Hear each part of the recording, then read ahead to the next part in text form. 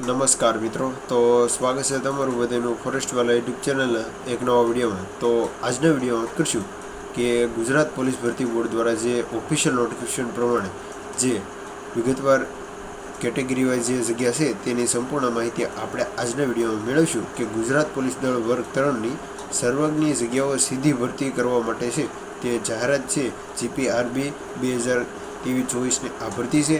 આ જગ્યા છે તે કુલ 12,472 જગ્યા ઉપર છે તે આ ભરતી આવેલી છે. અને આના પછી છે એટલે કે આ ભરતી છે તે પહેલા પેજની ભરતી છે. અને આના પછી પાર્ટ બી એટલે કે જે 15,000 પ્લસ છે તે નવી ભરતી આવવાની છે. તે ભરતી ક્યારે આવશે તેની પણ વિગતવાર માહિતી છે તે આપણી ચેનલ ઉપર મળી જશે. તો ચેનલની એકવાર મુલાકાત જરૂર લેજો. અને જો ચેનલ ઉપર ખાસ ન હોય તો ચેનલને સબસ્ક્રાઈબ કરી લો, કેમ કે આપણી ચેનલ ફોરેસ્ટવાલા યુટ્યુબ ચેનલ દ્વારા તમને પોલીસ ભરતીની તમામ માહિતી છે તે એકદમ સચોટ રીતે પૂરી પાડવામાં આવશે.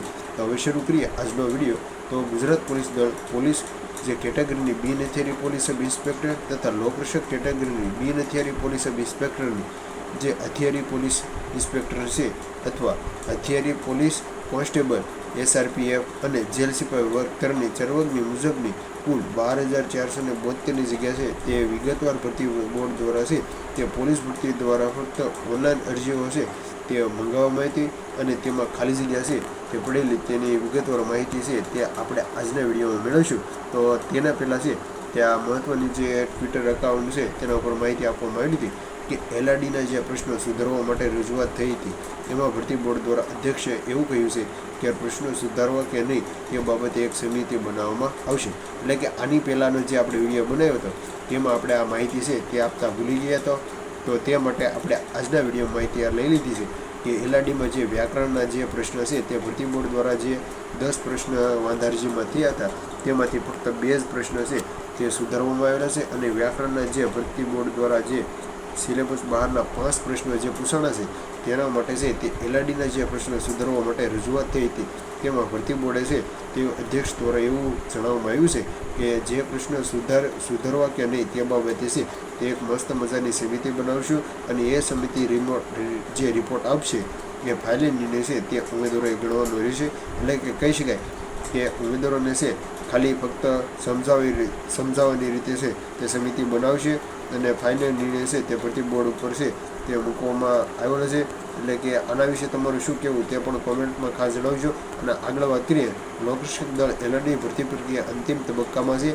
એટલે કે હવે ટૂંક સમયમાં છે તે પોલીસ ભરતી બોર્ડ દ્વારા છે તે ઉમેદવારોને ડોક્યુમેન્ટ વેરિફિકેશન માટે છે તે બોલાવવામાં આવશે. અને પરીક્ષાની ગુણ જે OMR સીટનું પુનઃ ચકાસણી અને CCTV કેમેરાની છે તે તપાસ સહિતની મોટાભાગની પ્રક્રિયા છે તે પૂર્ણ છે તે ભરતી બોર્ડ દ્વારા થઈ ગઈ છે.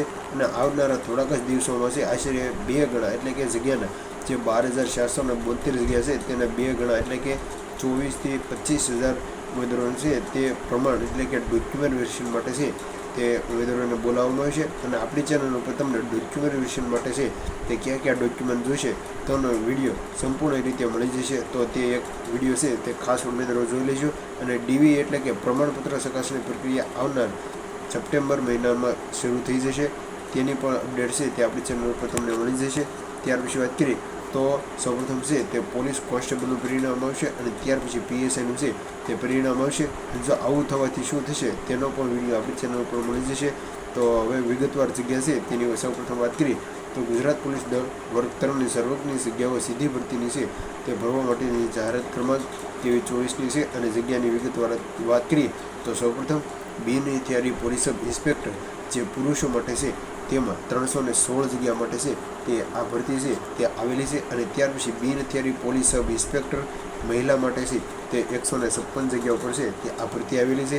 ત્યાર પછી બિન હથિયારી પોલીસ કોન્સ્ટેબલ પુરુષો માટે 4,422 જગ્યા ઉપર છે તે આ ભરતી આવેલી છે.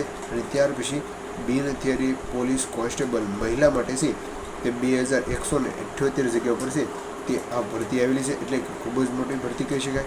હથિયારી પોલીસ કોન્સ્ટેબલ જે પુરુષો માટે 2,212 જગ્યા ઉપર છે તે આ ભરતી આવેલી છે. ત્યાર પછી હથિયારી પોલીસ કોન્સ્ટેબલ મહિલા માટે છે તે 1,090 જગ્યા છે તે આવેલી છે. અને હથિયારી પોલીસ કોન્સ્ટેબલ જે SRPF પુરુષ માટે છે તે 1,000 જગ્યા છે તેના ઉપર ભરતી આવેલી છે. અને ત્યાર પછી જેલ સિપાઈ પુરુષો માટે 1013 જગ્યા છે અને જેલ સિપાઈ મહિલા માટે છે તે ફક્ત 85 જગ્યા છે. આમ તમામ પોસ્ટનો સરવાળો કરતાં કુલ 12,472 જગ્યા ઉપર છે તે ભરતી આવેલી છે. એટલે કે ખૂબ જ મોટા પ્રમાણમાં છે તે આ ભરતી આવેલી છે. તો આપણે આ જે પણ જગ્યા છે તેની વિગતવાર માહિતી મેળવી છે.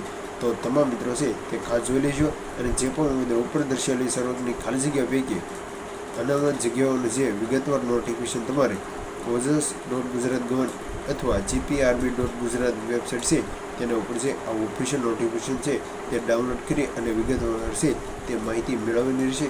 જેની તમામ ઉમેદવારો છે તે ખાસ યાદ રાખો. ઉમેદવારો ઉપર જણાવેલી જગ્યાઓ માટે ફક્ત એક જ અરજી છે તે કરવાની રહેશે અને કોઈપણ સંજોગોમાં ટપાલી કે રૂબરૂ અરજી છે તે સ્વીકારવામાં નહીં આવે. એટલે કે આપ તમામ મિત્રોને ખ્યાલ છે કે ઉપર દર્શાવેલી જગ્યા માટે છે તે કોઈપણ ઉમેદવાર છે તે ફક્ત એક જ જગ્યા પોસ્ટ ઉપર છે તે ભરતી કરી શકશે. તો જો આજના વિડીયોની માહિતી સારી લાગી હોય તો તમારા મિત્રોને ખાસ શેર કરજો. તો મળીએ એક નવા ઉપયોગી વિડીયો સાથે. ત્યાં સુધી તમામ મિત્રો ચેનલ ઉપર ન હોય તો ચેનલને ખાસ જોઈન કરી લેજો. તો મળીએ એક નવા ઉપયોગી વિડીયો સાથે. ત્યાં સુધી thank you for watching video.